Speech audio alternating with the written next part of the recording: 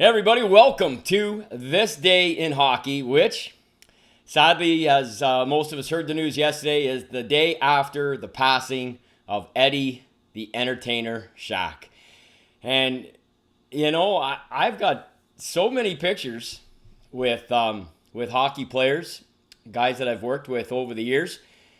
And you think I could find one of me and Eddie. I worked with him probably 7, 8 times, 9 times, gigs either we did in larger groups or just times that I interviewed him on the stage. And I tell you about a couple of those. And Eddie passing yesterday at 83 years of age. It's a good life. I don't think he suffered too much. He went into palliative care, as we all know.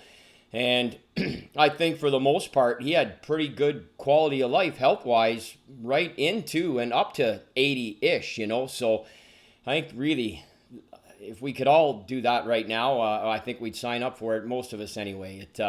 It's a good long life. And he didn't live it easy. I mean, he was, I believe, the most colorful character in the history of the National Hockey League. I recently, of course, have written a book on Goldie Goldthorpe and his story, now well documented through my book. And God willing, one day in the next few years will be a movie. And he, along with many others, dotted the minor hockey landscape and did it in a very colorful fashion, some more than others, and Goldie maybe more than any. But from a National Hockey League perspective, to play as long as Eddie did and to contribute as much as he did, this guy was part of 4 Stanley Cup winning teams. This guy scored a Stanley Cup winning goal. This guy was the first time they ever handed out an MVP in the annual All-Star game. The first ever MVP winner was Eddie Shack. He wasn't getting a car in those days. I think he got a watch or something. But, he was the second man in NHL history to score 20 goals or more for 5 different teams. And obviously, everywhere he went, he cut a hell of a swath. He's probably mostly known here being Canada, as a member of the Toronto Maple Leafs. And there would be a number of others who would remember him on some of the other teams he played with. He had a fairly colorful stint with the Buffalo Sabres, and then lesser known ones with other teams like the Boston Bruins and Pittsburgh Penguins, the New York Rangers, with whom he started. He actually was a Ranger before he went to the Leafs, and he was part of that whole controversial Red Kelly trade, non-trade trade in 1960-61. And prior to that, he broke in as a member of the New York Rangers. He signed, I believe, a C form with the Rangers and played in their junior system in Guelph, turned pro, and in one of his earliest moments in hockey history, he ignited, arguably, in the top 2 or 3 most talked about fights in the history of the NHL between Gordie Howe and Lou Fontinato. Eddie started all that by going after Red Kelly. And they got into it anyway. Now, Red dropped his gloves once or twice in his NHL career, including once in an All-Star game with Bert Olmsted. This was not a guy who was dropping his gloves with any regularity. And had he fought Eddie Shack, it would have been extremely one-sided. Eddie was a big man and very tough and good to go. Gordie Howe came in on Red's behalf. And as he told me, he said he was getting ready to square off with Eddie when he remembered that Fontinato was on the ice. And that was something that Ted Lindsay had taught Gordie as a rookie back in 46, 47. Always know who's on the ice. Always be ready. Never drop your stick first. Those are all the things that Ted Lindsay told Gordie Howe in 46. He turned and saw Fontinato coming and slipped the right hand and then fired one of his own, which gave him such an advantage to start that fight. And then away they went, and the rest is history. Gordie did pretty good in that scrap, as you guys probably all well know, many of you. It's very well documented. Eddie Shack started it all. It was all started by Eddie. But I think it's time in Toronto. Those Leaf teams, and Eddie told me many times that when we talked, sometimes privately, just over a beer, other times when I was interviewing on the stage, he never had a problem with Punch Imlach. I don't know if it was because maybe Eddie wasn't as glib and articulate and didn't have the same thought process, say, as guys like Frank Mahovlich and Carl Brewer, and later others would have, has a problem with Punch Imlach. Eddie said he never did. He never did, and I think that's a commendable thing. That's a soldier for you. It's a man who's going in the trenches. He knows what he had to do. Yet this guy was scoring 13, 14, 16, 18 goals his last year in the original six with Toronto. I think he had a 20-goal season one of those last couple years, and that's a big season back in those days.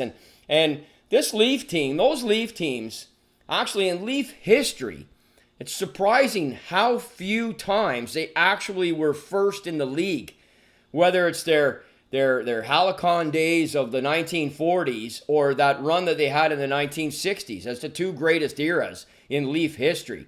Winning the Cup in 42, 45, 47, 48, 49, and 51 is by far their best run. From 1941 to 1951, that 10-year run, they won what? 2, 5, 6 cups? That's pretty damn good. And, the 60s don't take much of a back seat. I mean, 62, 63, 64, and 67. And Eddie being a part of all four of those. So, very commendable career. Very, very commendable career. And his fight with Larry Zeidel, his stick fight with Larry Zeidel, which was at Maple Leaf Gardens. It's a game between the Bruins and the Flyers played at Maple Leaf Gardens because the roof of the Philadelphia Spectrum had blown off. So the Flyers had to rotate around finding rinks to play their home games in. And on that particular night, I remember asking Eddie too, tell me about the Zeidel fight. And he says, plain and simple, kept hitting me with his stick. And I said, Larry, if you hit me with your stick again, I'm going to break mine over your head. And according to Eddie, Larry hit him again, and Eddie broke his stick over Larry's head, and it was on, and it was vicious. And it's one of the most vicious. It's up there with Boom Boom Jeffrey-O and Ronnie Murphy and Teddy Green and Wayne Mackey, and go back to Nels Crutchfeld and the entire Montreal Maroons thing in the 30s. I mean, there's Eddie Shack and Larry Zeidel is right there with all of those, believe me. And, I remember talking to him about John Ferguson. Now, I went through, I'm not sure if this is documented on hockeyfights.com or not, but when I was researching it. This is when dropyourgloves.com was still functioning. It was, by far, the most comprehensive online hockey fight analog, if you will. I'll tell you what, I would have had a bitch of a time writing Goldie's book without it. I would have got it done. But it was made much easier in terms of research, where I had to go and talk to and things like that, by reading the descriptions of all the fights. For whatever reason, and I've heard different stories, this guy just took the site right clean off. I don't know, about 2 years maybe. But I remember going through it all and correlating with newspaper articles and things like that. Anyway, I came up that Eddie Shack had fought John Ferguson 11 times. So we're working a gig together. It's me, Eddie Shack, Ronnie Ellis, and Pierre Pilote. Pierre's gone now, Eddie's gone, so 2 out of the 3 are gone. Ronnie's still with us. And we were at the Rex Steimers Arena in St. Catharines, Ontario, at the home show, in front of about 700 people. They're all sitting out there in chairs. This was the one I tell the story all the time. Pierre Pilote gave me one of the greatest quotes ever in hockey history. When I said, Pierre, my God, you were a penalty minute leader and you were winning Norris trophies, and you were on a Stanley Cup winner with Chicago in 61. What was your style? What was how did you know to differentiate between the two, and when to go hard, when to be physical, when to drop the gloves, when to want to try and be offensive to score? And how'd you put all that together at that time in the 50s and 60s? And Pierre said, well, Liam, every game I played, I tried to put somebody on a stretcher. That was his exact quote in front of 700 people at the Rex Steimers Arena. Tell me any time you've heard that from anybody, anywhere. This is a Hall of Fame defenseman. Who comes up next? Eddie Shack. Eddie comes up next. It's me and Eddie on stage in front of everybody. He's got the hat going. He's got the laughs going. I'm trying to ask him about scoring 20 goals for everybody and, in the Fontenato fight. And it could barely get the guy to be serious, You couldn't really get him to be serious. And I said to him, Eddie, my records show that you fought John Ferguson 11 times, and he doesn't even miss a beat. And he says, yeah, Liam, that was 12 times too many. Whole place breaks up, of course, and laughs, and he's laughing harder than anybody.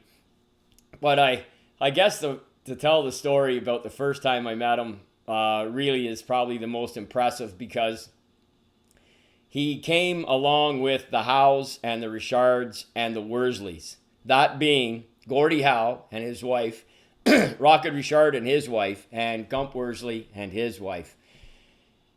And now they're all gone with Eddie's passing yesterday. Eddie did not bring his wife Norma to the original 6 in November of 1989. I was contacted by the publicist for the Howe family, who were touring across Canada to promote the book that Colleen basically wrote, called After the Applause. And they contacted me at the original 6 and said, look, we heard about your place and we heard about you, and we'd like to do a book event and a media hit at your bar. Wow. You want to talk about an honor. One of the biggest of my life. No doubt about it. I've told the story before about the Rocket coming in and everybody there, no one saying hi to him or anything. Anyways, everybody came in. I got seats for everybody. You couldn't keep Eddie sitting down. He barely sit down. He'd sit down for 2 minutes and then he was up again. And he came in already with a few in him, and he went out with a few more in him. He wanted pints. We got him pints. I think he was drinking something else as well. I can't remember. He was signing autographs, and some of my servers, if any of them are still around and watching this, may remember they were getting their shirt signed. Well, you can understand Eddie had the pen where he was, Eddie's Shack, and he was going like this, right on the tops, and laughing harder than anybody in the place. And everything was fine. We're having a great night. I got a thing with Gordie Howe. The late Brian Smith is there. CJOH Sports is live from the original 6. Place is packed. We were licensed for about 110. I had probably close to 200 in there that night. And we had a fantastic time. All of a sudden, one of the servers comes up. Liam, there's a disturbance. There's a fight at Max Milk or something, and Eddie Shack's in it. What? Jesus. So I go bolting over there. And sure enough, Eddie's in there, and he's in an argument with the guy behind the counter. And I won't go into all the specifics and stuff. A little touchy maybe to say all that stuff today, if you know what I mean. But it was a full-fledged argument going on.